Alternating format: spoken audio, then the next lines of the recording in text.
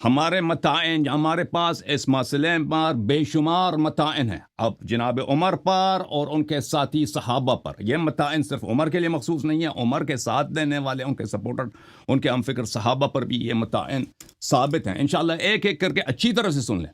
جن متائن کا ہم ذکر کریں گے یہ ملزم ہے کہ ان کا جواب دے دیں, اور یہ بے شمار متائن ہیں.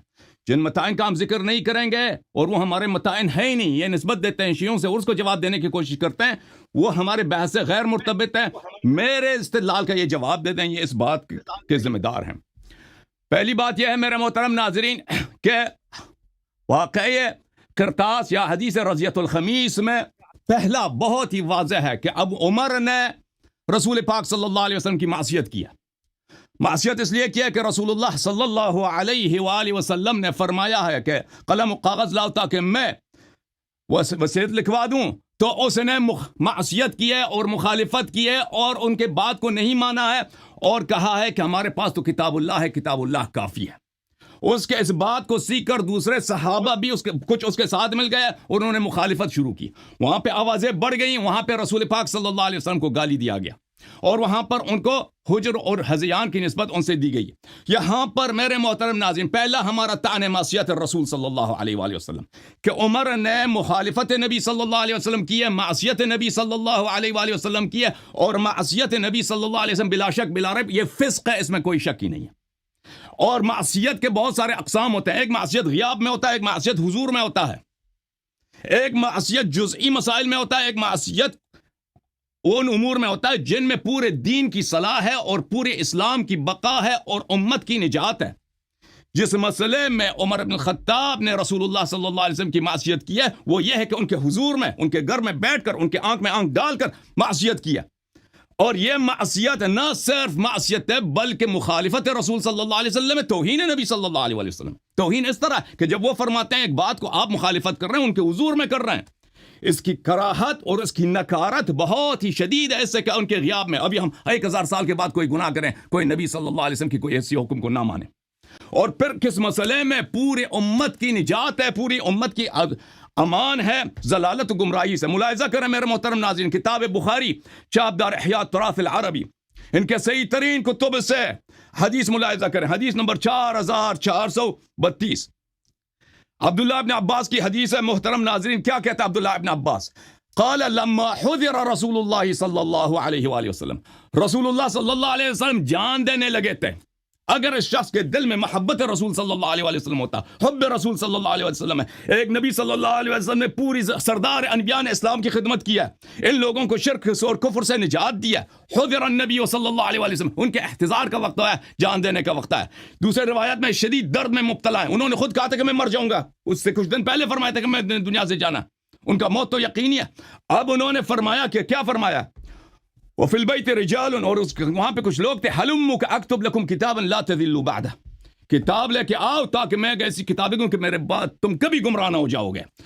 وما ينطق عن الهوى ان هو الا وحی یوحى, نبی صلی اللہ علیہ وسلم جھوٹ نہیں بولتے, اپنی ہوا سے نہیں بولتے. انہوں نے جب کہا ہے کہ میں وصیت ایسی لکھ دوں گا یا لکھا دوں گا کہ اس کے بعد کبھی گمراہ نہ ہو جاؤ گے, تو اس پہ شک کرنے والا ہی کافر ہے, اس کو نہ ماننے والا ہی کافر ہے. یہ تو بہت واضح ہے, اس کو نہ ماننے والا پورے امت کا غدار ہے, پوری انسانیت کا غدار ہے, کیونکہ نبی صلی اللہ علیہ وسلم نے جب وعدہ دیا تھا کہ کبھی گمراہ نہ ہو جاؤ گے اس وصیت سے, اس کی مخالفت کر کے پوری امت کی ضلالت, پوری امت کا انحراف اس کے گردن میں, جس نے یہ وصیت نہیں لکھنے دیا ہے, جس نے مخالفت کیا. فقال بعضهم ان رسول الله صلی اللہ علیہ وسلم غلبه الوجع وعندكم قرآن حسبنا کتاب اللہ. تو ان میں سے ایک نے کہا ہمیں پتہ ہے کہ کہنے والا کون ہے, یہ عمر بن الخطاب ہے, کیونکہ حدیث نمبر 114 بخاری میں ہے کہ جب کہا اشتد بالنبی وجعہ, درد بڑا شدید تھا نبی صلی اللہ علیہ وسلم کے جسم شریف میں, فرمایا ایتونی بکتاب اکتب لکم کتابا لا تذلوا بعدہ, قلم لے کے آؤ, کتاب لے کے آؤ کہ میں وصیت لکھ دوں کہ اس کے بعد کبھی گمراہ نہ ہو, کوئی گمراہی, کوئی انحراف, کوئی اختلاف امت میں نہیں ہوگا قیامت تک, گارنٹی. اس نے کیا کہا, حسبنا کتاب, ان النبی غلبہ الوجع, اس کا عقل کام نہیں دے رہا, یہ اس کا عقل جو ہے درد کا مغلوب ہو چکا ہے, درد پہ حاوی ہونے کی وجہ سے حجر کہہ رہا ہے. حجر ابھی بعد میں آ جائے گا, لیکن ابھی ہم صرف حجر پہ ہم بہت لمبی بحث کریں گے کہ اس نے حزیان کی جو نسبت دی ہے وہ اس پہ آئے گا. ابھی انہو غلبہ الوجع, نبی صلی اللہ علیہ وسلم چاہے درد میں ہو چاہے تکلیف میں ہو, چاہے راحت میں اس کا ہر حکم صحیح ہے، ہر حکم وحی من اللہ ہے، وما ينطق عن الهوى ان هو الا وحی یوحى، وعندنا کتاب اللہ حسبنا فاختلفوا۔ عمر نے کہا کہ ہمارے پاس قرآن موجود ہے، اس کی وجہ سے اختلاف پیدا ہو گیا۔ اختلاف کا بانی، اختلاف کا بادی، اختلاف کا مبتدی، اختلاف کے دروازے کو کھولنے والا کون ہے؟ عمر ہے۔ اور صحابہ کچھ نے اس کے سپورٹ کیا اور کچھ نے اس کی مخالفت کیا۔ جو انہوں نے مخالفت کی عمر کی، وہ موافق تھے قول نبی صلی اللہ علیہ وسلم، وہ جنتی، وہ رضی اللہ عنہم۔ جنہوں نے مخالفت نبی صلی اللہ علیہ وسلم کی، اسلام کے غدار اور نبی صلی اللہ علیہ وسلم کے غدار۔ ملاحظہ کریں، یہ کتاب مسند احمد ابن حنبل، مؤسسۃ الرسالہ، الجزء الثالث والعشرون، یہاں پر صفحہ نمبر 68 میں صحیح حدیث کے ساتھ جابر ابن عبداللہ انصاری سے روایت ہے، ان النبی صلی اللہ، حدیث نمبر 14726، ان النبی صلی اللہ علیہ وآلہ دعا عند موته بصحیفۃ لیکتب فیہا کتابا لا یضلون بعدہ۔ جابر ابن عبداللہ انصاری فرماتے ہیں کہ نبی صلی اللہ علیہ وسلم نے مرتے وقت، جمعرات کو، منڈے کو ان کی وفات ہوئی ہے، اثنین کو، اور جمعرات کو انہوں نے یہ واقعہ پیش آیا، قلم و کاغذ لے کے آؤ تاکہ میں وصیت لکھ دوں۔ فخالف علیہا عمر بن الخطاب، حدیث کیا ہے؟ صحیح ہے، بخاری میں بھی تھے کہ عمر نے مخالفت کی، یہاں پہ سری الفاظ ہے عمر نے مخالفت کی۔ اور بھائی عمر نے مخالفت کی، نبی کی مخالفت یعنی قرآن کی مخالفت، نبی صلی اللہ علیہ وآلہ، اطیع اللہ و اطیع الرسول، نبی کی اطاعت اللہ کی اطاعت ہے، نبی کی معصیت اللہ کی معصیت ہے، اللہ کی مخالفت ہے۔ اور اگر نبی کی مخالفت فسق نہیں ہے، نبی کا مخالفت کرنے والا فاسق نہیں ہے، تو دنیا میں سب کے سب صالحین ہیں، دنیا میں کوئی فاسق ہے ہی نہیں، سب اولیاء اللہ ہیں۔ فسق کا مطلب ہی یہی ہے، فساد کا مطلب ہی یہی ہے، جہنم کا دروازے اسی شخص کے لیے ہیں کہ جس نے نبی صلی اللہ علیہ وسلم کی مخالفت کی ہو۔ اور کس مسئلے میں مخالفت کی ہے؟ وہ ایک ایسی حیاتی مسئلہ کہ اس کے بعد کوئی گمراہ نہیں ہوگا۔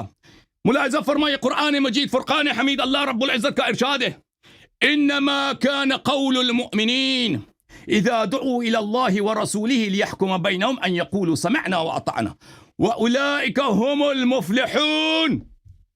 مومن کا یہ قول ہے، جب اس کو پکارا جاتا ہے کہ اللہ کا یہ حکم ہے، رسول صلی اللہ علیہ وسلم کا حکم یہ ہے، تو وہ کہتا ہے سمعنا واطعنا، ہم نے سماعت کی ہے اور ہماری اس جانب سے طاعت ہی طاعت فرمان برداری ہے۔ ٹھیک ہے نا؟ عمر نے یہی کیا، عمر نے یہ تو نہیں کیا، اس نے عمر نے کیا؟ مخالفت کیا۔ عمر نے مخالفت جو کرتا ہے اس کے متعلق اللہ تعالیٰ کیا فرماتا ہے؟ فَلْيَحْذَرِ الَّذِينَ يُخَالِفُونَ عَنْ أَمْرِهِ أَن تُصِيبَهُم فِتْنَةٌ أَوْ يُصِيبَهُم عَذَابٌ أَلِيمٌ۔ جو میرے نبی صلی اللہ علیہ وسلم کے حکم کی مخالفت کرے، برحذر رہے کہ اس کو فتنہ لگے گا اور اس کے لیے میں نے جہنم میں عذاب علیم، دردناک عذاب مہیا کیا۔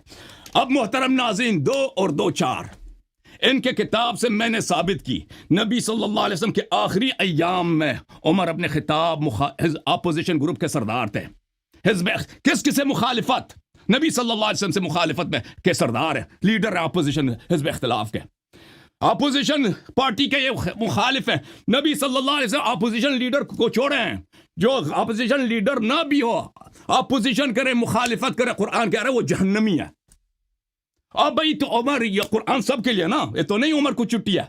تو عمر کا یہ نبی صلی اللہ علیہ وسلم کا مخالف دین سے انحراف اور اس کا جہنمی ہونا میں نے ثابت کیا نہیں کیا؟ بہت واضح کیا ہے۔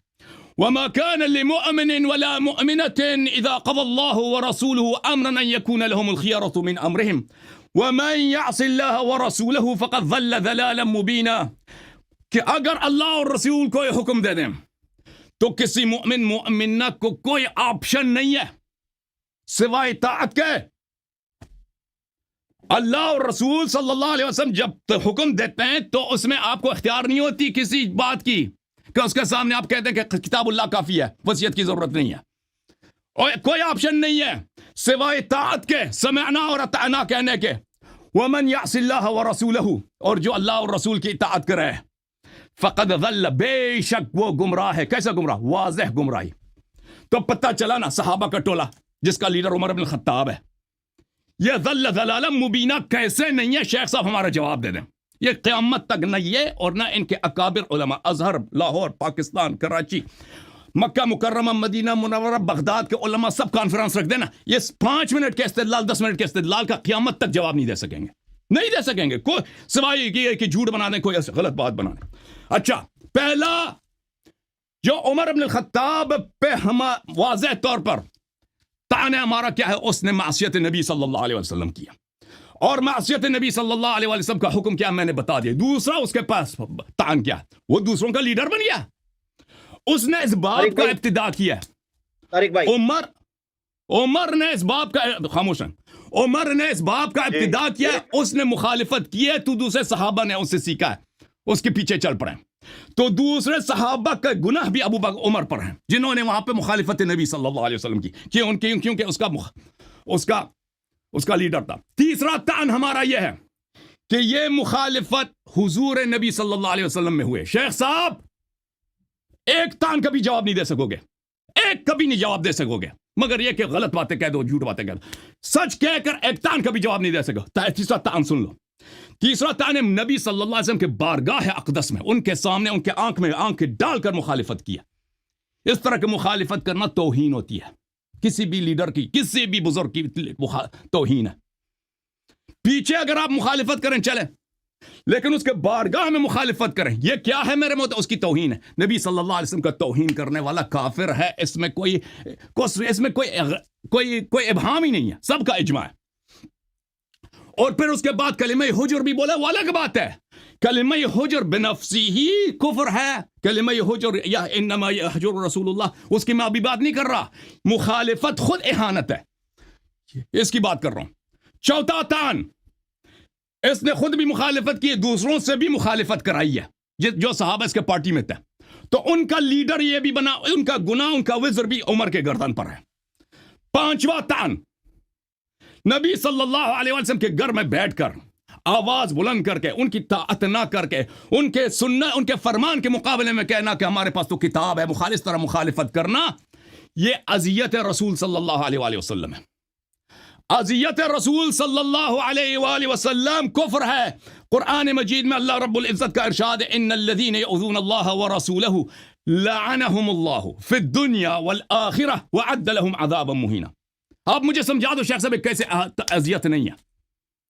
ان کے گھر میں بیٹھ کر ان کی نافرمانی کر کے, ان کی مخالفت کر کے, ابھی آئے گا ان کی بیویوں کو بھی گالی دیا, نبی صلی اللہ علیہ وسلم کو بھی گالی دیا, اور ایسے مسئلے میں وہاں پہ جھگڑا کیا ہے جس میں پوری امت کی نجات ہے. اس میں اذیت نبی صلی اللہ علیہ وسلم کیسے نہیں ہے؟ اور قرآن نے فرمایا کہ اذیت نبی صلی اللہ علیہ وآلہ وسلم سبب لعن اللہ ولعن الملائکہ فی الدنیا والآخرہ اور عذاب مہین.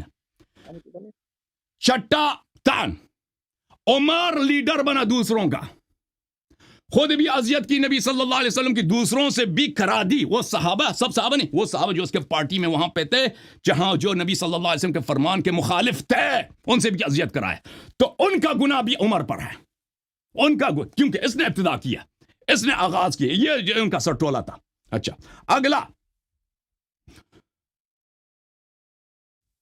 جو شخص نبی صلی اللہ علیہ وسلم کے گھر میں ان کے فرمان کے سامنے کہتا ہے کہ مخالفت کرتا ہے,